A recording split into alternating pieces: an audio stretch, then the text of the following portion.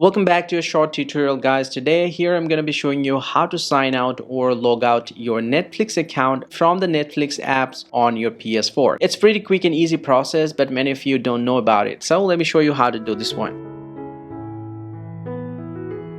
So from your PS4 homepage, first go ahead and open up the Netflix application.